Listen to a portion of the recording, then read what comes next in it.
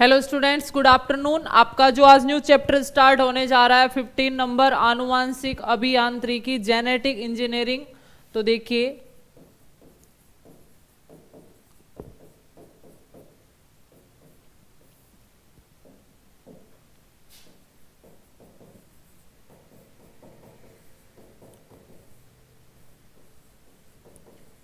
आनुवांशिक अभियांत्रिकी।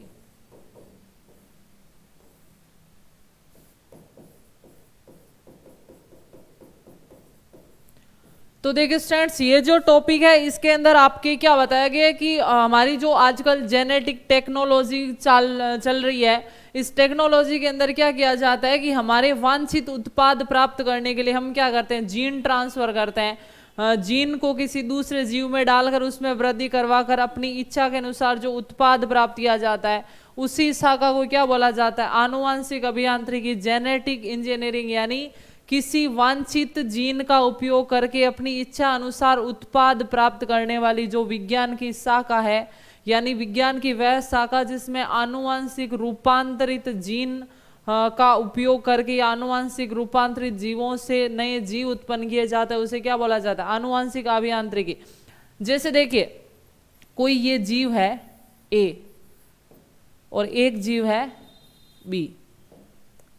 अब कुछ लक्षण है वो ए जीव के बढ़िया है, जैसे 2 लक्षण इसके बढ़िया है और 1 लक्षण इसका बढ़िया है। अब मैं चाहती हूं कि एक ऐसा जीव बने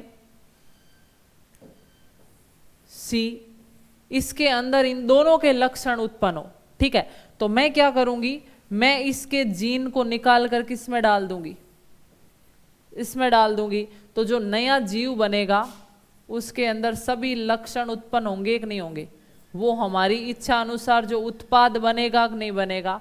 और इसको हम क्या बोलेंगे, जीएमओ, जेनेटिक मॉडिफाइड ऑर्गेनिज्म। यानी आनुवांशिक अभियांत्रित की रूपांतरित जीव, वे जीव जिनके जीन हमने स्थानांतरित कर दिए हैं, जिनके जीन हमने चेंज कर दिए है, उसे क्या बोला जाता है, आनुवांशिक रूपांतरित जीव या जीएमओ बोला जाता है। और ये हमने क्या कर दिए, जीन स्थानांतरण कर दिए, जीन ट्रांसफर कर दिए। अब क्या मैं सीधे ही जीन को निकाल कर इसके अंदर डाल दूंगी, बिल्कुल नहीं। एक ऐसा वाहक होता है जिसके साथ जीन को जोड़ा जाता है। देखिए, ज्यादातर आनुवांशिक ई कोलाई नाम का जो बैक्टीरिया होता है, ये वाहक के लिए प्रयुक्त होता है। यानी ये इस जीन को ले जाकर ये बैक्टीरिया इसके शरीर में घुस जाएगा और इस जीन को इस जीव के जीनों के साथ क्या कर देगा, मिक्स कर देगा। तो जो जीव है इन जीनों को ले जाने का काम कर रहा है, उसे क्या बोला जाता है, वाहक या वेक्टर बोला जाता है। ठीक है, पहला पॉइंट। उसके बाद देखिए, यहाँ इस जीन को यहाँ से काटना पड़ेगा, तो काटने के लिए कैंची का उपयोग नहीं करेंगे। कैंची की तरह प्रयुक्त होने वाले कुछ एंजाइम होते हैं जिन्हें एंडोन्यूक्लिएज, एक्सोन्यूक्लिएज या रेस्ट्रिक्शन एंडोन्यूक्लिएज, इस प्रकार के कई एंजाइम होते हैं जो इन जीनों को विशिष्ट स्थल से, डीएनए को विशिष्ट स्थल से काटते हैं और उसको दूसरे के अंदर क्या करते हैं, जोड़ते हैं। अब यहाँ से रेस्ट्रिक्शन एंडोन्यूक्लिएज एंजाइम ने काट दिया, तो यहाँ पर जोड़ने का काम दूसरा एंजाइम करेगा जो सुई धागे की तरह काम करेगा, उसे क्या बोला जाता है, लाइगेजेज एंजाइम बोला जाता है। तो इस प्रकार आनुवांशिक अभियांत्रिकी के अंदर विभिन्न प्रकार की इसी तकनीकों का उपयोग होता है और नए जीव का निर्माण किया जाता है। तो सबसे पहले हम परिभाषा नोट करते हैं।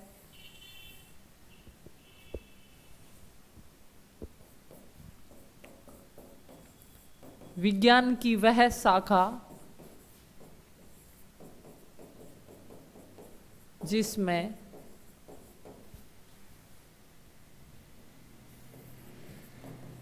आनुवांशिक रूपांतरित जीवों का निर्माण किया जाता है,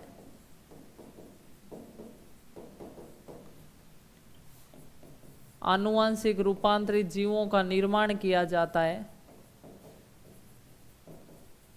आनुवांशिक अभियांत्रिकी कहलाती है। आनुवांशिक अभियांत्रिकी जेनेटिक इंजीनियरिंग कहलाती है। ठीक है, फिर लिखते हैं आनुवांशिक रूपांतरित जीव क्या होते हैं,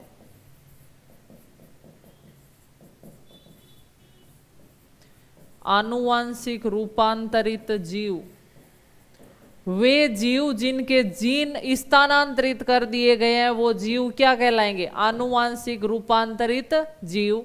तो वे जीव जिनके जीन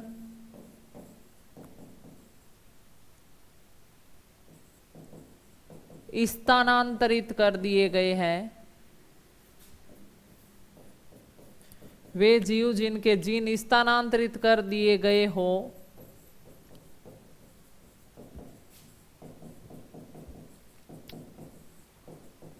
आनुवांशिक रूपांतरित जीव कहलाते हैं।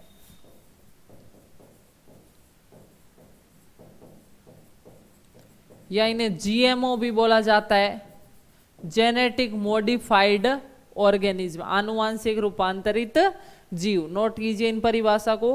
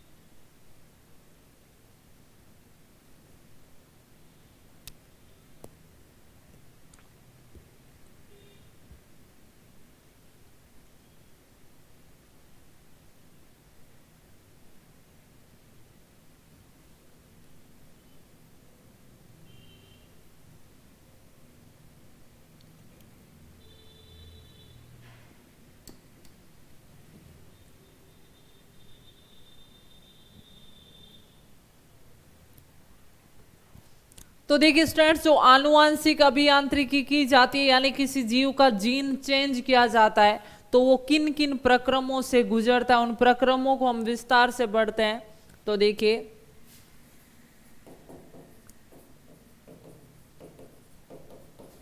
जीन स्थानांतरण तकनीक के पद।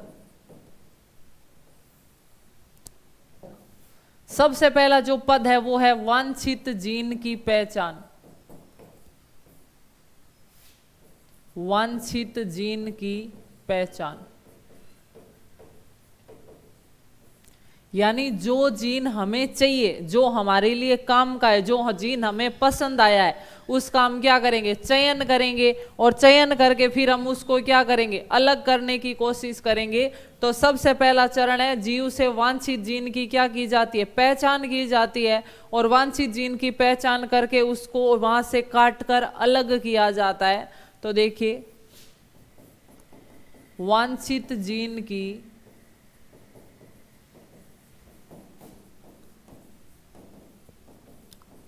पहचान करके उसे वहां से काटकर अलग किया जाता है।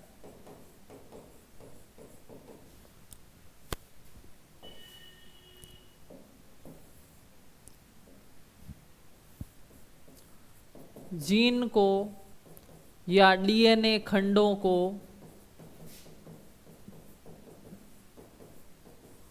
काटने के लिए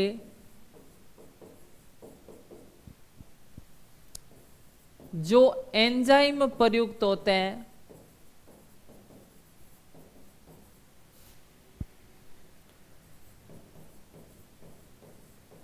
उन्हें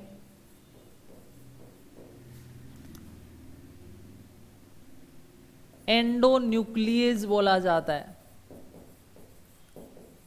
उन्हें एंडोन्यूक्लियेज कहा जाता है। और सर्वाधिक प्रचलित जो काटने वाला एंजाइम है उसका नाम है रेस्ट्रिक्शन एंडोन्यूक्लिएज एंजाइम। बहुत इंपॉर्टेंट है ये लाइन, ध्यान रखना। रेस्ट्रिक्शन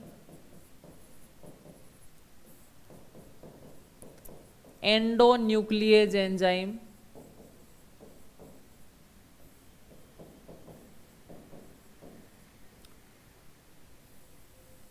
ये क्या काम करता है? डीएनए खंडों को विशिष्ट स्थल से काटता है। यह एंजाइम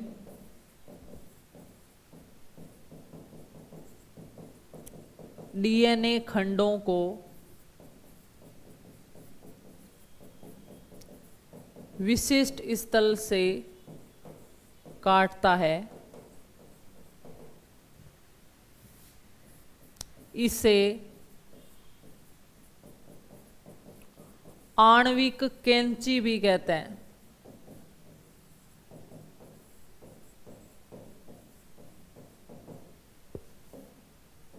इसे क्या बोला जाता है? आणविक कैंची। जैसे देखिए स्टूडेंट्स, ये कोई डीएनए का खंड है, इसके अंदर ये जीन उपस्थित है।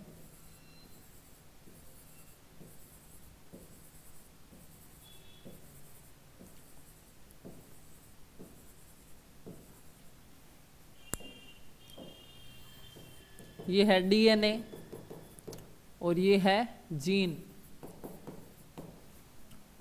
अब मेरे को क्या करना है? मेरे को ये जीन चाहिए, तो इस जीन को काटने के लिए मैं किसका काम करूं? कैंची का काम कौन करेगा? ये क्या है? रेस्ट्रिक्शन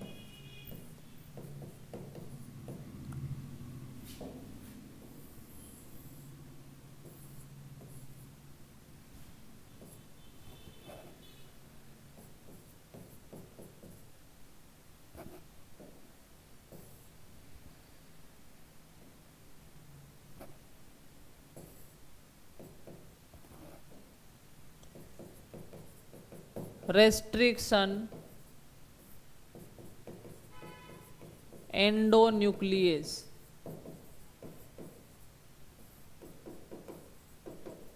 ये क्या करेगा? इस डीएनए को विशेष जगह से कट करेगा और इस जीन को क्या कर देगा? अलग कर देगा। तो ये हमारे पास जीन प्राप्त हो गया। हुआ कि नहीं हुआ? हमने इस वांछित जीन को क्या कर लिया? पहचान कर ली और इसको क्या कर लिया? अलग कर लिया। अब हमारे पास ये जो रेस्ट्रिक्शन एंडोन्यूक्लिएज एंजाइम है, ये कहां से आया? तो देखिए ज्यादातर ये है ना बैक्टीरिया से प्राप्त होते हैं। तो नेक्स्ट पहले इसको नोट कीजिए, फिर हम देखते हैं किस प्रकार बैक्टीरिया से रेस्ट्रिक्शन एंडोन्यूक्लिएज प्राप्त होते हैं और उनका नामकरण किस प्रकार किया जाता है।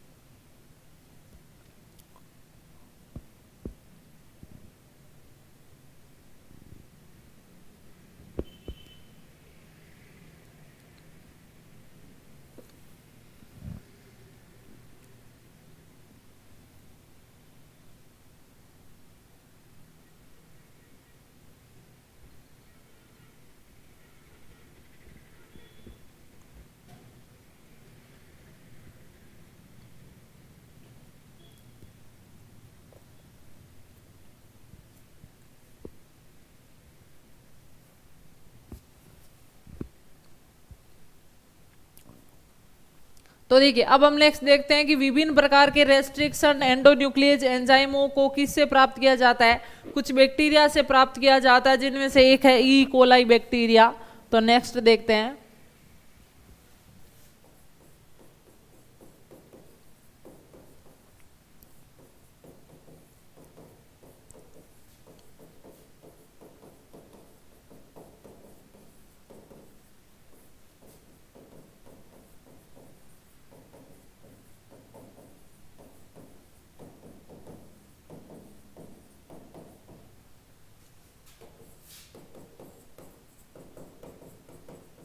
विभिन्न प्रकार के रेस्ट्रिक्शन एंडोन्यूक्लियस एंजाइमों को जीवाणुओं से प्राप्त किया जाता है।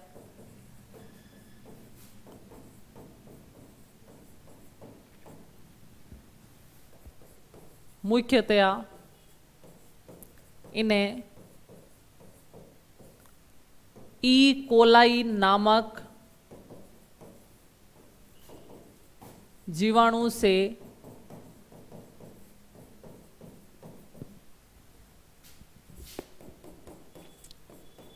प्राप्त किया जाता है। ठीक है, अब देखिए ये जो रेस्ट्रिक्शन एंडोन्यूक्लियस एंजाइम है, इनका नामकरण किस प्रकार किया जाता है। जैसे देखिए ये किस कोई रेस्ट्रिक्शन एंडोन्यूक्लियस एंजाइम है, इसका नाम है ईको आर फर्स्ट। ये एक प्रकार का रेस्ट्रिक्शन एंडोन्यूक्लियस एंजाइम है। अब इसके नाम में कई 4 नियम छुपे हुए हैं। जो पहला नाम होता है वो बड़ा होता है, बड़े अक्षर में होता है पहला नाम, और ये किसको प्रदर्शित करता है, ये वंश नाम होता है। ठीक है, उसके बाद जो 2 छोटे अक्षर में होते हैं, छोटे अक्षर में वो किसको दर्शाते हैं, जाति संकेत पद होते हैं। ठीक है, तो जो ई कोलाई बैक्टीरिया, इसके अंदर पहला नाम किसको दर्शाता है, वंश नाम को, दूसरा है जाति को, तीसरा जो आर है वो विभिन्न प्रभेदों को दर्शाता है। किस प्रकार का प्रभेद है ये, विभिन्न प्रभेद।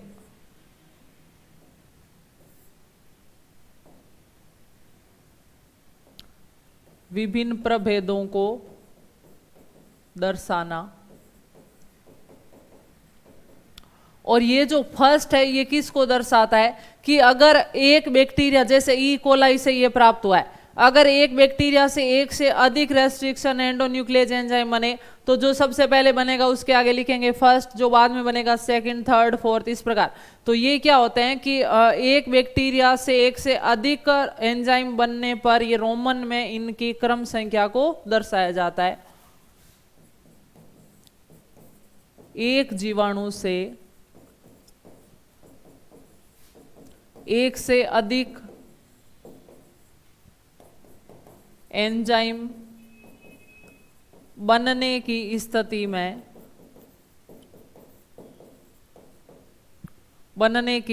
में रोमन अंकों द्वारा उनके क्रम को दर्शाना।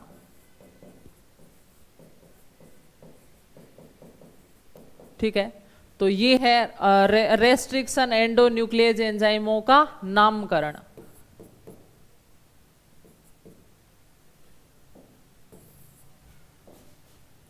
रेस्ट्रिक्शन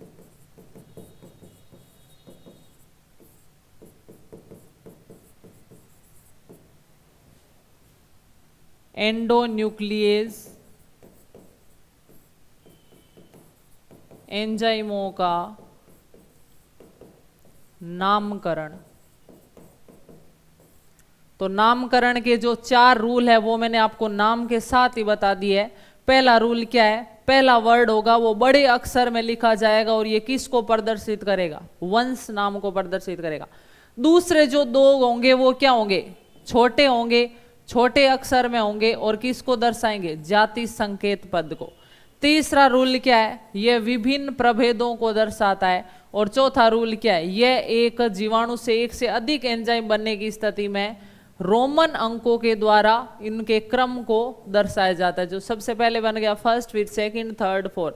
तो इस प्रकार रेस्ट्रिक्शन एंडोन्यूक्लियेज आपको पूछा जा सकता है कि रेस्ट्रिक्शन एंडोन्यूक्लियेज एंजाइम की नाम लिखने के नियम बताइए। तो चारों नियम है वो मैंने आपको शॉर्ट में साथ में ही बता दिए। और मुख्यतया ये किससे प्राप्त होते हैं? बैक्टीरिया से प्राप्त होते हैं। और ज़्यादा जो फेमस बैक्टीरिया होता है जिसको जेनेटिक इंजीनियरिंग में प्रयुक्त किया जाता है वो कौन सा होता है? E coli. नोट कर लीजिए।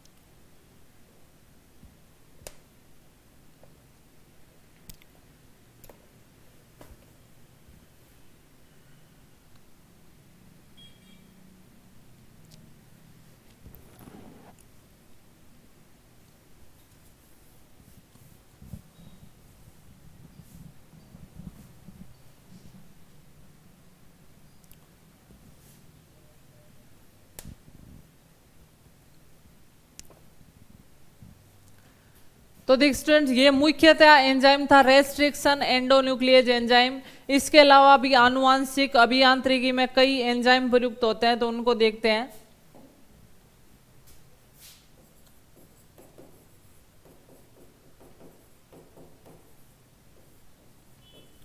आनुवांशिक अभियांत्रिकी में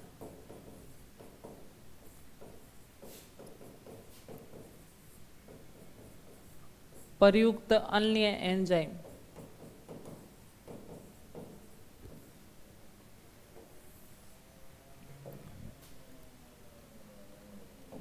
पहला है आरएनए पर निर्भर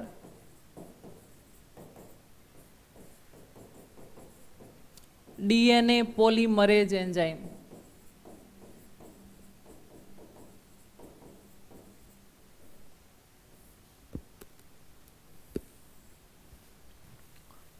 दूसरा है डीएनए पर निर्भर डीएनए पॉलीमरेज एंजाइम।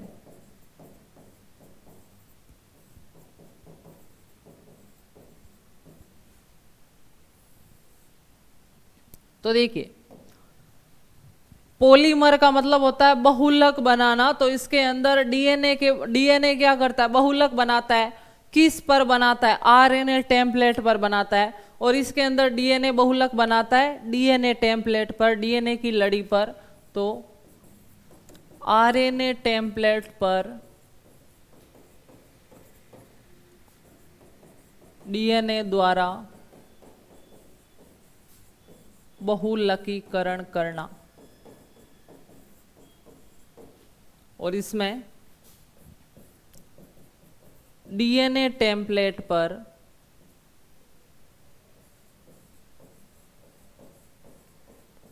डीएनए द्वारा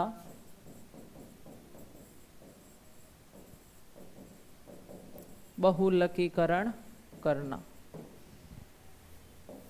अगला जो एंजाइम है वो है लाइगेजेज। लाइगेजेज क्या करता है? रेखा पर विभिन्न डीएनए खंडों को जोड़ने का कार्य करता है। जो लाइगेजेज एंजाइम है इसका काम क्या है? इस एंजाइम का काम है टेम्पलेट पर डीएनए खंडों को जोड़ने का काम करना। लाइगेजेज यानी जोड़ना, बस इसका यही पॉइंट ध्यान रखना, डीएनए खंडों को जोड़ने का काम, डीएनए खंडों को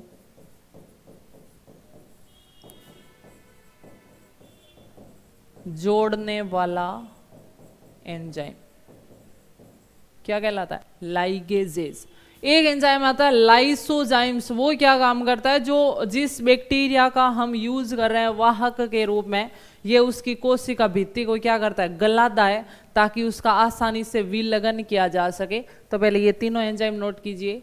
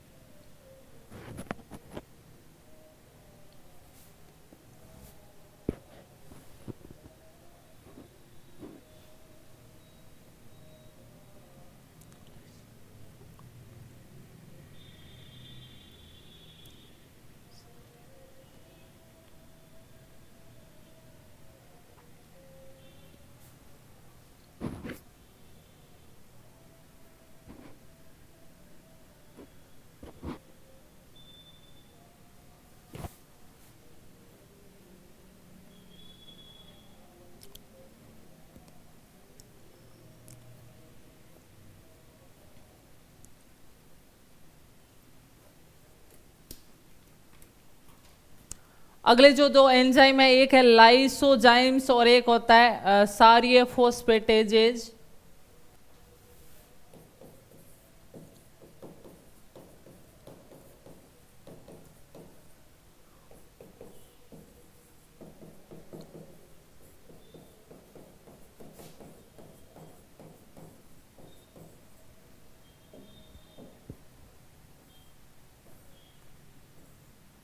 देखिए लाइसोजाइम एंजाइम क्या करता है? ये जीवाणु की भत्ती को क्या करता है? घोलकर तोड़ने का काम करता है, ताकि उसके अंदर जो जीवाणुवीय डीएनए है उसका आसानी से क्या किया जा सके?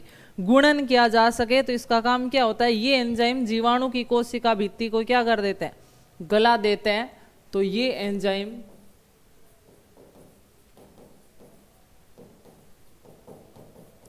जीवाणु की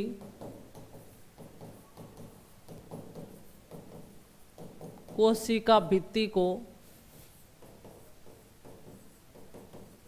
गलाने का कार्य करते हैं। देखिए स्टूडेंट्स, जो मैं एंजाइम और उनके कार्य लिखवा रही हूँ बहुत इंपॉर्टेंट, आपको पूछा जा सकता है कि डीएनए प्लेट पर डीएनए पॉलीमर बहुलक करने के लिए कौन सा एंजाइम काम आता है? तो डीएनए लाइगेजेज। और अगर आरएनए टेम्पलेट पर काम कौन करता है, या डीएनए खंडों को जोड़ने वाला एंजाइम कौन सा है? ये कई बार क्वेश्चन आया हुआ है। लाइगेजेज एंजाइम होता है, वो डीएनए खंडों को जोड़ने का काम करता है। ये आपको पूछा जा सकता है कि एंजाइम जीवाणुओं की जो कोशिका भित्ति है उसको गलाने वाला एंजाइम कौन सा है? Lysozyme enzyme. और ये जो एंजाइम है ये डीएनए को वृत्ताकार होने से रोकता है, यानी डीएनए नॉर्मली लंबवत होना चाहिए, और कभी कभी क्या होता है डीएनए गोलाकार वृत्ताकार पाया जाता है। तो ये एंजाइम है, इस डीएनए की दोनों लड़ियों को अलग अलग करके रखता है, इसको आपस में चिपकने नहीं देता है। तो यह एंजाइम डीएनए को वृत्ताकार होने से रोकता है।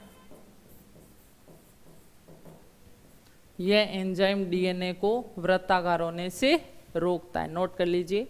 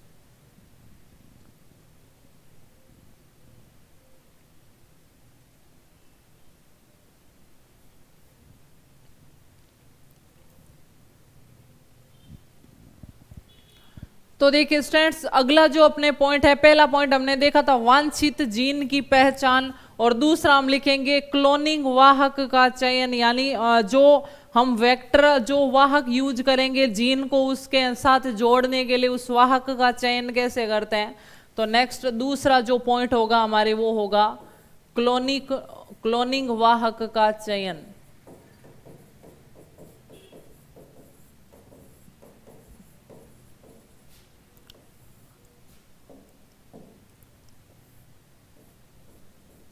वाहक किसको बोला जाता है, ले जाने वाले को। तो हमें कोई हमारा वांछित जीन है वो किसी दूसरे जीव की डीएनए के साथ जोड़ना है, तो जोड़ने के लिए हम सीधे तो उसके अंदर जीन को प्रवेश नहीं करवा सकते फेंक के, या इंजेक्शन द्वारा तो नहीं लगा सकते, तो हमें कुछ ऐसे बैक्टीरिया का उपयोग करना पड़ता है। उस बैक्टीरिया के डीएनए में हम हमारा वांछित जीन है वो जोड़ देंगे। अब वो बैक्टीरिया उस जीव के शरीर में जाएगा और उस जीन को उस जीव के डीएनए के साथ जोड़ देगा, जिससे उसके अंदर क्या होगा, रूपांतरण हो जाएगा। तो हमें इस प्रकार के वाहक का चयन करना पड़ेगा। तो बेस्ट वाहक कौन सा होगा, क्या क्या उसमें लक्षण होने चाहिए, ये हमें याद रखने हैं। तो देखिए क्लोनिंग वाहक में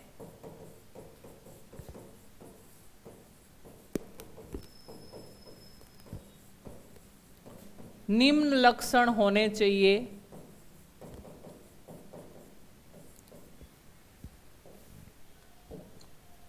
पहला है वह है परपोषी जीन को आसानी से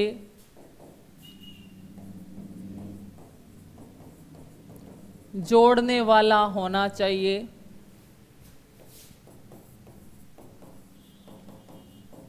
दूसरा पॉइंट, उसमें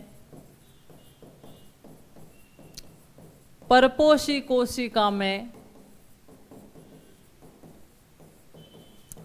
प्रतिकृति करने की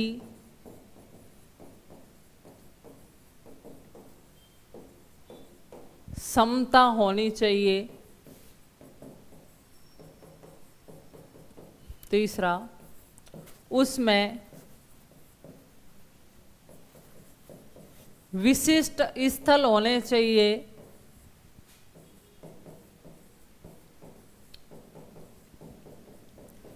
जहां पर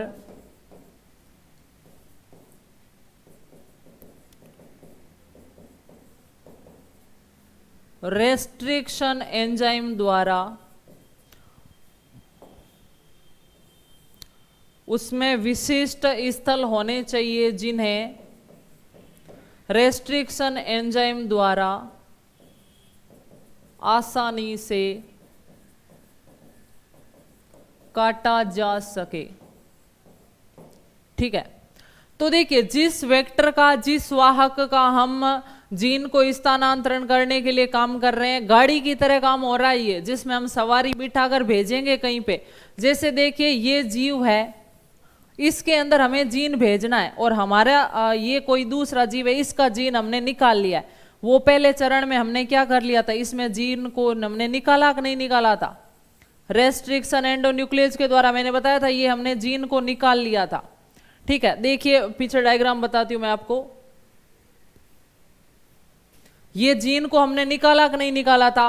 अब इस जीन को हम क्या करेंगे, किसी वाहक के शरीर में प्रवेश करवाएंगे, उसके डीएनए से जोड़ेंगे और फिर उस वाहक को भेजेंगे जिसके शरीर में हमें ये जीन डालना है। जैसे देखिए ये जीन आपने किसी के भी शरीर में से, ह्यूमन बॉडी में से निकाल लिया, और आपको इस जीन को मेरे शरीर में डालना है, तो आप क्या करोगे, डायरेक्ट तो इस जीन को मेरे शरीर में डाल नहीं सकते।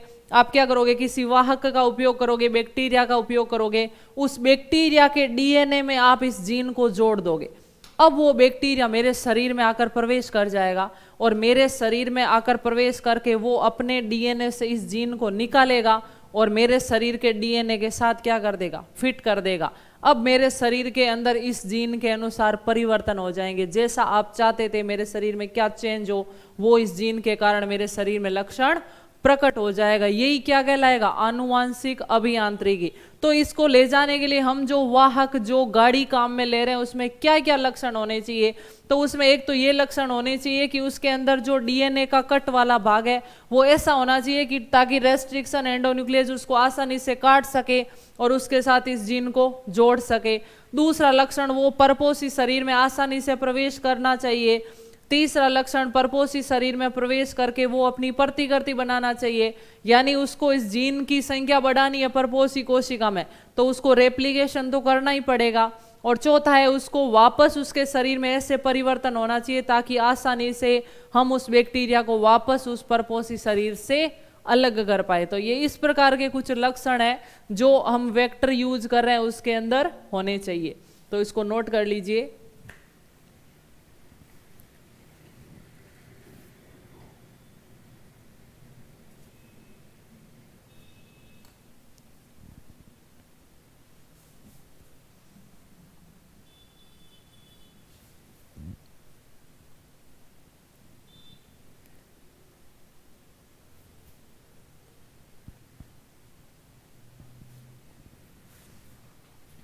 तो देखिए स्टूडेंट्स, ये लक्षण होने चाहिए। और ज्यादातर आनुवांशिक अभियांत्रिकी में जो वाहक प्रयुक्त किए जाते हैं उनका क्या क्या नाम है वो हम देखते हैं।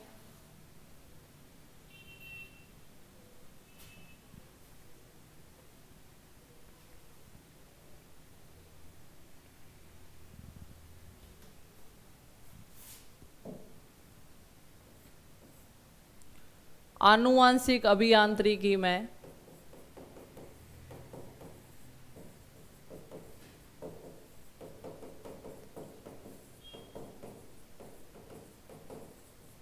प्रयुक्त होने वाले वाहक तीन प्रकार के मुख्यतया होते हैं। एक पहला है प्लाज्मिड, दूसरा है कोज्मिड और तीसरा है बैक्टीरियोफेज या उसे बोलते हैं जीवाणु भोजी।